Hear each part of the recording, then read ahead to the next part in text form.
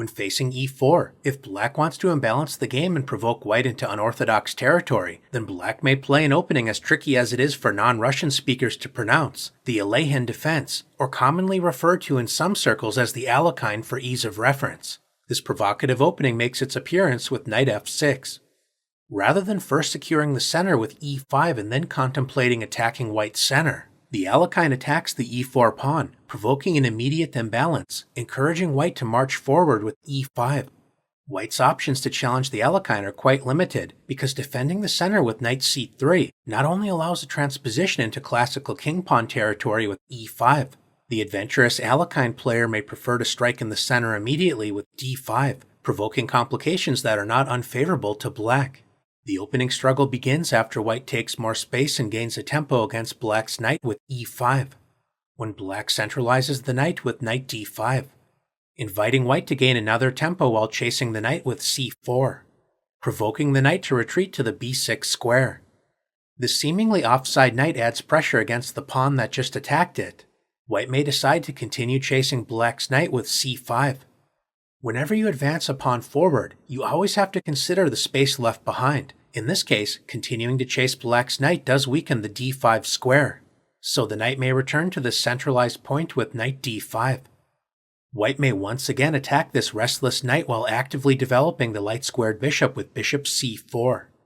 Although c6 is also an interesting option, black typically supports the knight with e6, revealing the dark-squared bishop's pressure against the c5 pawn. Black is not especially worried about bishop takes d5, surrendering the bishop pair while doubling black's pawns with e takes d5, as black is prepared to strike against white's center with d6, confronting white's pawns on the 5th rank. We'll take a look at what happens when white supports the advanced pawns with d4 in a moment, but it's worth noting that white can invite gambit play with knight c3, adding a second attacker against the knight, so black typically exchanges knights with knight takes c3. B takes c3, dreaming of a future d4, is well met by the timely d5, striking in the center with good play for black. White may decide to open the d-file as well as a path for the dark-squared bishop with d takes c3. Now that the d-file has been opened for white's queen, striking in the center with d5 is less effective, as white is happy to open up the position with en passant c takes d6. There is no pressure to immediately capture the c5 pawn. A strong alternative is knight c6, attacking the other unprotected white pawn on the 5th rank. If black immediately plays bishop takes c5, then white will seek compensation for the pawn with queen g4, attacking the newly unprotected g7 pawn. It's important to avoid castling, as white has the strong response bishop h6, taking advantage of the pinned g7 pawn. It is possible to play g6, although this does weaken important dark squares on the king side. Retreating the bishop to f8 is more playable than it looks, preparing to strike against white's queen with h5 on the next move. In addition to the committal king f8, the interested viewer can also explore queen e7, returning the pawn if white plays queen takes g7, preparing to simplify the position by offering an exchange of queens with queen f8, leading to original, interesting play. No matter how black decides to respond to queen g4, white's active position fairly claims compensation for the pawn and is definitely worth exploring. Knight c3 leads to interesting play, but a more stable attempt is to support the vulnerable pawns on the 5th rank with d4. White has an impressive looking space advantage, but black has two important ways to challenge white's center. d6 is a typical pawn break in the Alekhine, when after the common exchange c takes d6, in c takes d6, this transposes into a line from the Alekhine variation of the Sicilian defense. If black would prefer to keep the game in Alekhine territory, then another strong pawn break is b6, joining the dark-squared bishop in pressurizing the advanced c5 pawn. It's possible for white to immediately give up the bishop pair in order to compromise black's structure with bishop takes d5, and white may first decide to relieve the tension with c takes b6. Black's dark-squared bishop suddenly enjoys an open diagonal, and the rook on a8 is about to enjoy open lines on the a-file after a takes b6. If white continues with the natural developing move knight f3, then black is ready to exchange light-squared bishops with bishop a6, threatening to exchange white's best minor piece with a comfortable game. White can anticipate the light-squared bishop's pressure with knight e2, supporting the center while blocking the f1 to a6 diagonal, protecting the king and allowing kingside castling. The immediate d6 is a strong pawn break to consider, and black may also continue with the plan of offering an exchange of light-squared bishops with bishop a6. If white decides to exchange bishops, this invites knight takes a6, eyeing the b4 square, as well as preparing a potential pawn break with c5. Retreating the bishop with bishop b3 allows active options such as bishop b4 check and knight c6, adding serious pressure against white's position. A double-edged choice is to play bishop takes d5, e takes d5.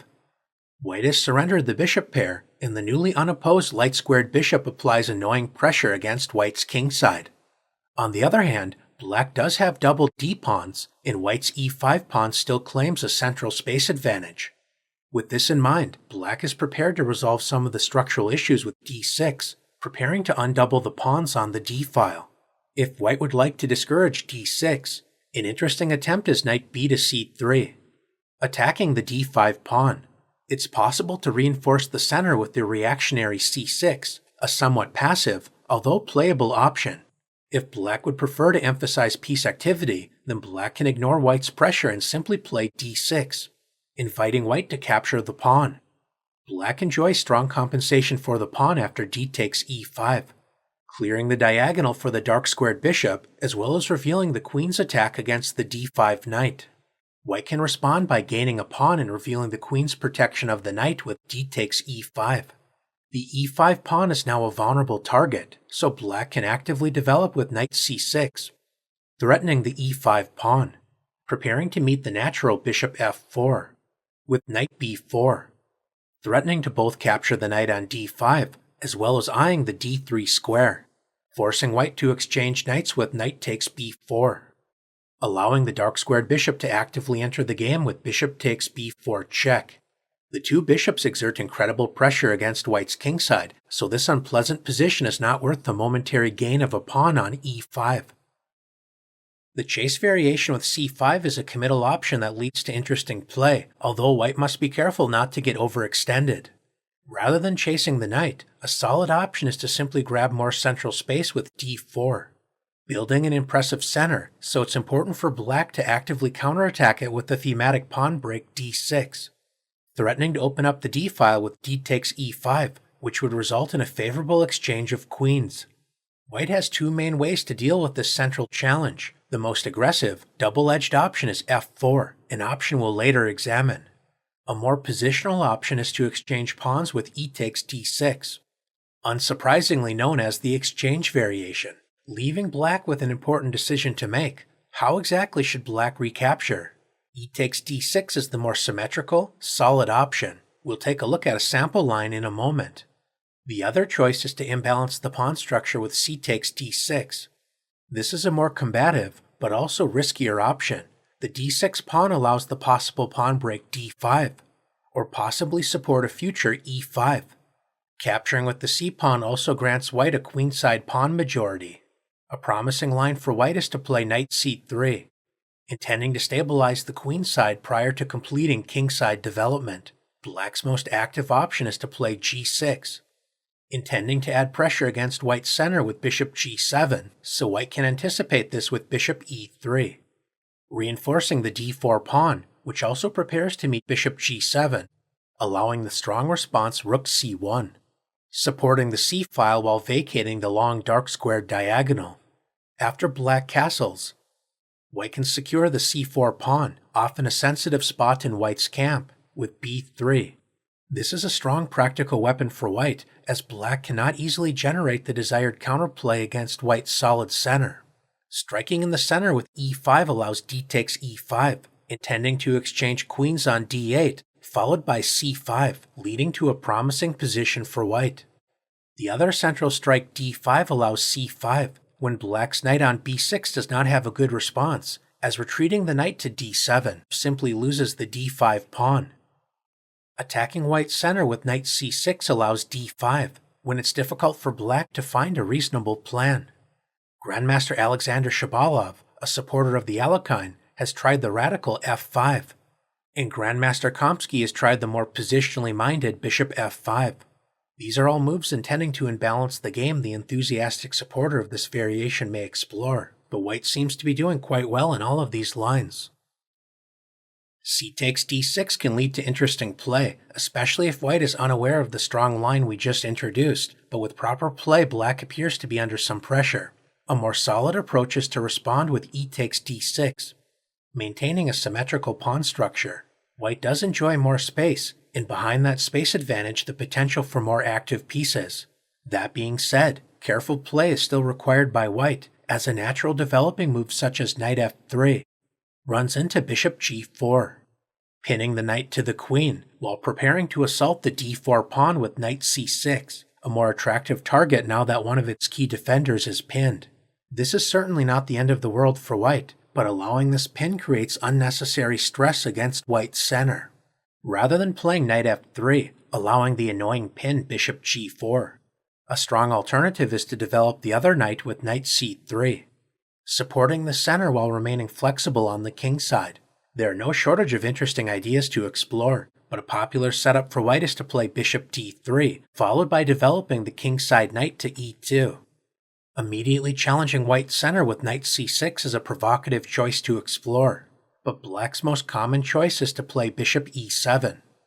Unlike the more aggressive c takes d6 lines we examined earlier, black does not fianchetto the dark-squared bishop with g6 and bishop g7.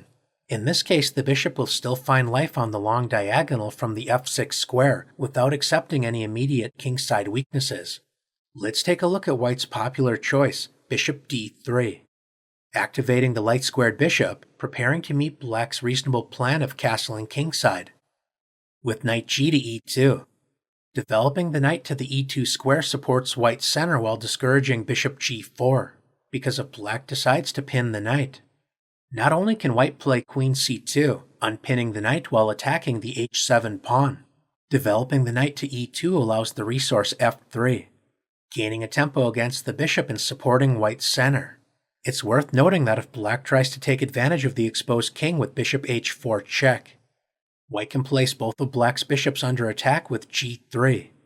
Since the f3 pawn is now unprotected, black is relying upon the resource bishop takes f3, capturing a pawn while threatening the rook on h1. This allows white to build a serious lead in development by castling kingside, inviting sharp gambit play. But white also has another strong resource with the tactical shot bishop takes h7 check. If black refuses to take the bishop, then white is ready to castle with a strong initiative. White is prepared to meet king takes h7, with the double attack queen d3 check, regaining the bishop after king g8, queen takes f3. The semi-open f-file is a great resource for white's major pieces to add pressure against black's kingside, especially after white castles, building a strong queen-rook battery on the f-file. Notice that black's bishop has to spend another tempo retreating when white is ready to play b3, supporting the c4 pawn with a promising game. Rather than playing bishop g4, black can focus on confronting white's center with knight c6, building pressure against the d4 pawn. If white decides to lunge forward with d5, black is prepared to play knight b4, attacking the light-squared bishop, which is a key defender of the vulnerable c4 pawn. Instead of clarifying the central tension, white can simply complete kingside development by castling. Since white's light-squared bishop is both an active piece pointing toward black's kingside, as well as an important defender of the c4 pawn, it's tempting to play knight b4, preparing to gain the bishop pair, but white has the instructive response bishop b1. This powerful retreat preserves the light-squared bishop, but doesn't it leave the c4 pawn hanging? This turns out to be a clever trap, as white can play a3, gaining a tempo against the knight, so after it retreats to c6. Now that the d3 square is no longer protected by the knight, white can win a piece with queen d3, threatening both checkmate on h7 as well as the unprotected knight on c4, so white is winning a piece.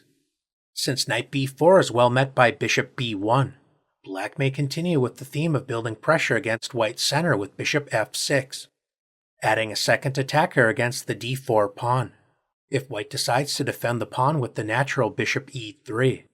Now that the bishop is on e3, black may confidently jump forward with knight b4. Black is ready to collect the bishop pair, because if white plays bishop b1, in this case black may capture the c4 pawn with confidence.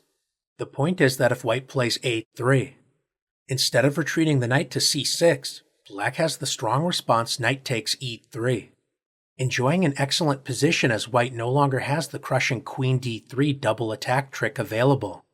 The d4 pawn is under serious pressure, but white may calmly reinforce the c4 pawn with b3. White reinforces the c4 pawn, preparing to support d4 with bishop e3 on the next move. Notice that capturing twice on d4 does not win a pawn for black, as white has the discovered attack bishop takes h7 check, revealing the queen's pressure against the remaining piece on d4. Now that the c4 pawn is secure, knight b4 is not a serious threat, as white can simply play bishop b1. An interesting option for black is to take advantage of the open e-file with rook e8.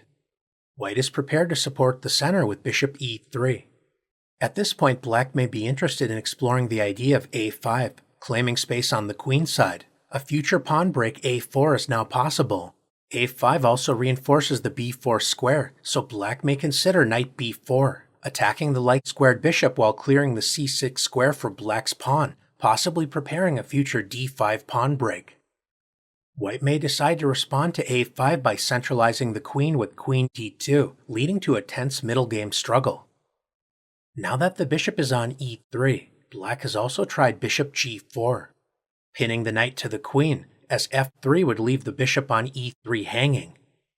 Legendary Grandmaster Vasily Ivanchuk dealt with this pressure by playing queen d2, stepping out of the pin, supporting the dark-squared bishop, as well as connecting the rooks on the first rank. Bishop h5 has been attempted, trying to exchange light-squared bishops with bishop g6, but the knight on e2 is well placed to respond with knight f4, preventing black's plan while preparing to collect the bishop pair. Ivanchuk's opponent, a then rising star known as Magnus Carlsen, tried to complicate the game by playing the thematic central strike d5, when Ivanchuk seized more space while attacking the knight on b6 with c5. The light-squared bishop remains quite awkward, so if black retreats the knight immediately, then white can play knight g3, preparing to harass the bishop with a future h3. With this in mind, Grandmaster Carlsen first inserted bishop takes e2, when white played the strong response bishop takes e2. The idea behind this move will be revealed in a moment, after black retreated the knight to the c8 square. Although this looks like a strange square, the knight is ready to enter the action once again from the e7 square, eyeing f5, adding pressure against the d4 pawn, as well as the bishop on e3. White centralized his rook with rook f to e1, anticipating black's plan to play knight 8 to e7. Dreaming of the active f5 square, Grandmaster Ivanchuk revealed the point behind capturing with the light-squared bishop, as he now played the powerful bishop g4, restricting black's knight from accessing the f5 square while activating the light-squared bishop.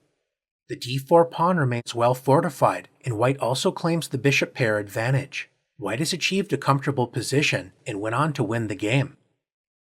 The exchange variation with e takes d6 is a reliable system for white, although as we noted, black has no shortage of interesting ideas to generate counter chances. White's most radical response to d6 is the ultra-aggressive 4-pawns attack with f4. White commits to an all-or-nothing approach, maximizing the central space initiative, intending to roll black off the board. This is a double-edged decision, as white continues to only move pawns during the opening stage. Black intends to try and prove these pawns are overextended and vulnerable to counterattack. The truth lies somewhere in the middle, as white can certainly challenge black's defenses, but in so doing, black is allowed active counterplay leading to sharp, at times chaotic play. Against the 4-pawns attack, black may investigate the radical pawn sacrifice g5, trying to break down white's massive center. But black's most reliable path is to exchange pawns with d takes e5. D takes e5 would allow black a favorable exchange of queens on d1, so white should recapture with the f-pawn. By exchanging the d-pawn, black's queen enjoys pressure against the d4 pawn, a key source of black's counterplay in the opening. A provocative, somewhat risky option is to play c5, encouraging d5, preparing to meet it with e6. This line is worth exploring, although white may gain the upper hand with a well-timed advance to d6. A more reliable option is to attack d4 while developing a piece with knight c6, adding a second attacker against d4. Notice that white cannot advance the pawn to d5, as this simply loses a pawn on e5. If white defends e5 with knight f3, intending to play d5, this is well met by bishop g4, pinning the knight to the queen. This means white's most popular choice is bishop e3, reinforcing the center while remaining flexible with the knight on g1. Black must always remain alert for the possibility of d5, but this is not currently a threat while the e5 pawn is hanging. This is a good moment for the light-squared bishop to enter the game with bishop f5, activating the light-squared bishop and creating the possibility of a future knight b4, trying to take advantage of white's weakened light squares. White continues to actively develop with knight c3, supporting the center as well as a future d5 advance.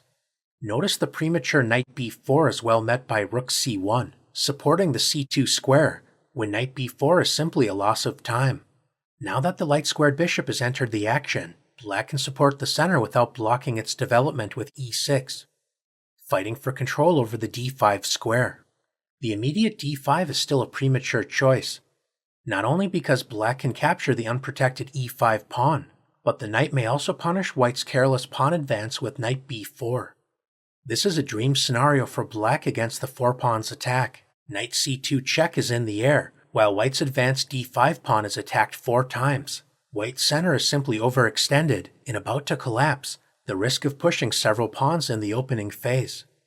Rather than the premature advance d5, white may modestly develop with bishop e2, or simply play knight f3, supporting the center, possibly preparing straightforward development with bishop e2 and kingside castling.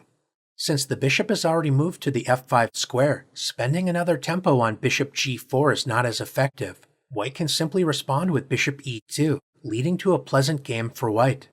We have reached an important crossroads. We're about to introduce some incredibly sharp play, so it's worth noting that black may also want to investigate bishop b4, pinning the c3 knight and discouraging d5, a lesser played but interesting alternative.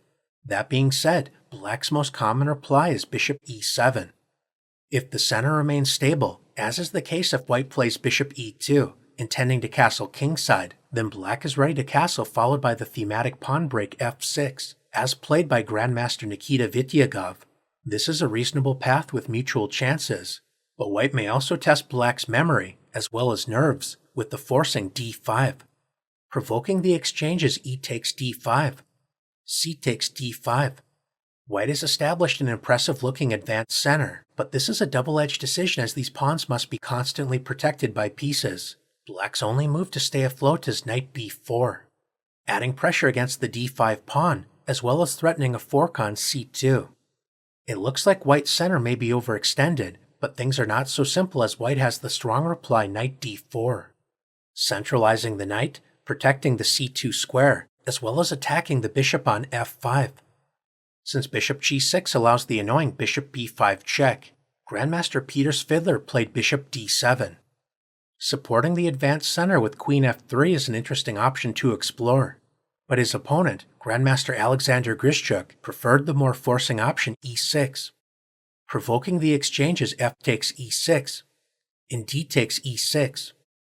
White's e6 pawn harasses the light-squared bishop, so Grandmaster Svidler played bishop c6. Exerting pressure down the long diagonal, Grandmaster Grischuk threw caution to the wind with the aggressive queen g4, attacking the g7 pawn and preparing to hunt down the enemy king. Grandmaster Svidler embraced the chaos with bishop h4 check. This leads to razor-sharp play in which both sides must play with tremendous accuracy, as a single slip can spell disaster. Grandmaster Svidler managed to successfully navigate the incredible complications and went on to win this instructive game. Immediately challenging the knight to c4 leads to dynamic positions we just explored, but it's also worth noting that white's most popular choice is to first play d4, gaining more central space while supporting the e5 pawn. Although black may experiment with knight b6, the most common choice is to strike in the center with the familiar pawn break d6. White may continue with c4, leading to the exchange variation, or possibly the chaotic 4-pawns attack. On the other hand, white may prefer to enter the popular modern variation with knight f3, This modest developing move acknowledges the Alekhine's right to exist, and rather than trying to refute black's opening play, white supports the center with natural development, maintaining flexibility with the exchange e takes d6, as well as the option to chase black's knight with c4. The modern variation is a popular way to positionally challenge the Alekhine, and black has no shortage of options to explore. Bishop g4 is a natural idea, although since white is not fully committed to expanding in the center just yet, allowing black to add serious pressure against the d4 pawn. Bishop e2, unpinning the knight, is a safe and solid choice for white. g6 is another option to consider, preparing to fianchetto the dark-squared bishop. But in this video we are going to introduce the Larsen variation with d takes e5. Named after Danish Grandmaster Bent Larsen, this reveals another point behind developing the knight to f3. White can centralize the knight with knight takes e5. White's active knight adds pressure against the sensitive f7 pawn, so black would love to exchange this piece.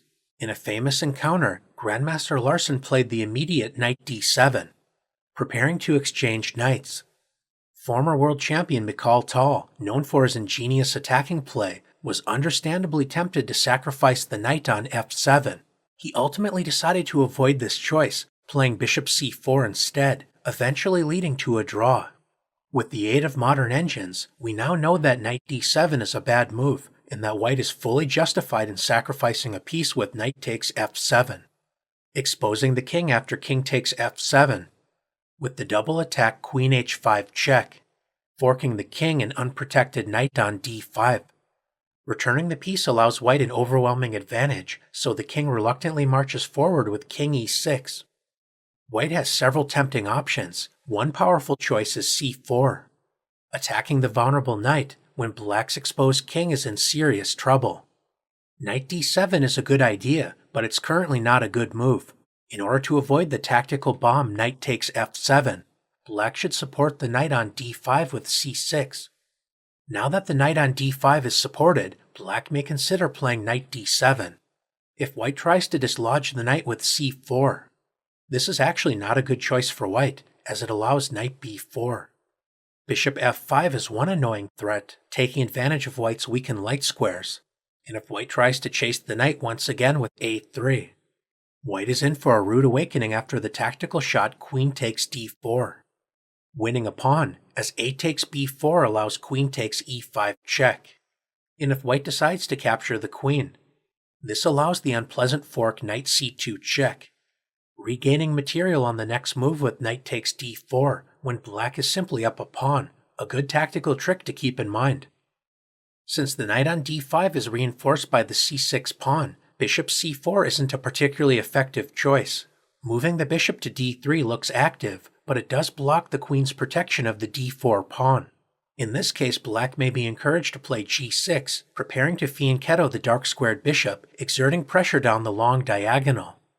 This is why white's most popular choice is to play the modest-looking bishop e2, preparing to simply castle and focus on rapid development. Although it's possible to play knight d7 immediately, white can avoid the exchange of knights with knight f3, when black's light-squared bishop remains passive. With this in mind, black can first play bishop f5, activating the light-squared bishop, and only then preparing to challenge white's knight with knight d7. We see a typical position arise after white castles, and black confronts white's active knight with knight d7. Since white enjoys a comfortable space advantage, it's better to avoid exchanging pieces with knight f3. A sensible continuation is e6, supporting the center while also preparing kingside development. White's play up to this point has been quite modest, simply focusing on healthy development. In order to challenge black's defenses, it's important to take space with c4, gaining a tempo against the knight in the process. If black tries to lunge forward with knight b4, threatening knight c2, the interested viewer is encouraged to analyze the powerful response a3, calling black's bluff, as knight c2 is well met by rook a2, leading to an overwhelming advantage for white. A more solid path is to simply retreat the knight back to f6. Grandmaster Sergei Karyakin demonstrated a path to a comfortable game for white, starting with knight c3. White's idea is to eventually gain the bishop pair with knight h4. If black tries to stop this with h6, providing an escape square for the light-squared bishop on h7, white is ready to strike in the center with d5, opening up lines in order to exploit his lead in development. His opponent, Grandmaster Alekhine, decided to activate his dark-squared bishop with bishop d6, pointing toward white's kingside while also preparing a future e5 pawn break. White continued with the well-timed knight h4, threatening the light-squared bishop, so black responded with bishop g6. There is no rush to claim the bishop pair with knight takes g6, as this would open up the h-file after h takes g6, revealing the rook's pressure against white's kingside. Grandmaster Alekhine preferred to play the instructive g3, supporting the knight on h4, restricting black's dark-squared bishop, and most importantly, preparing bishop f3, activating the light-squared bishop on the long diagonal, while also preparing a possible retreat to g2 if desirable. White is waiting for black to castle kingside before claiming the bishop pair with knight takes g6. Grandmaster Alekhine decided he did not have a better choice, and simply decided to castle, allowing knight takes g6, and h takes g6. White gains the bishop pair, followed by activating the light-squared bishop with bishop f3. White will likely continue with bishop e3, preparing to expand on the queen side with an eventual a3 and b4, and likely meeting a possible e5 pawn break with d5. Although white enjoys a slightly more comfortable game, black's position remains quite solid. One idea is to play rook e8 and queen c7, preparing the central pawn break e5. In this case, if white plays the desirable d5, this may be met by e4, trying to restrict white's light-squared bishop, leading to complex positional play. Instead of classically defending the center with a pawn, the Alekhine defense confronts white's center immediately with knight f6. The point behind this strange-looking move is to provoke white into marching forward with pawns, gaining space, but black intends to counterattack white's advanced center. White may try to challenge black's defenses with the aggressive four-pawns attack, leading to sharp, double-edged play. On the other hand, white may play more positionally, content with building a solid setup and trying to squeeze black from a slightly more comfortable position. No matter how white decides to handle the opening, the Alekhine remains a resilient, playable defense with plenty of creative resources to discover.